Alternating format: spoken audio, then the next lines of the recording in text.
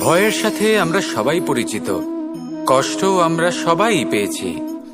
কখনো কখনো আমরা অসুস্থ হয়ে পড়ি, আর এমন সময় হলে মাতার মমতা, কখনো বাবার স্নেহ, কখনো বন্ধুদের পাশে থাকার অনুভূতি আমাদের রোগ নিরাময়ে সাহায্য করে।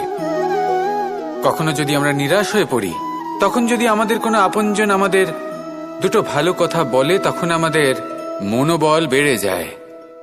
ঠিক তেমন সংসারের এই রঙ্গমঞ্চে যদি আপনি পীড়িত অনুভব করেন, কিছু শুভ কথা আলোচনা করুন, কিছু স্তুতি গান করুন, কিছু মুহূর্তের জন্য হলেও নিজের ইষ্টদেবের কথা স্মরণ করুন আর প্রার্থনা করুন। সাহস বাড়বে, শক্তিও বৃদ্ধি পাবে এবং সামনে এগিয়ে চলার পথও দেখতে পাবেন। তখন এই মন প্রসন্ন হয়ে বলবে, রাধা রাধা।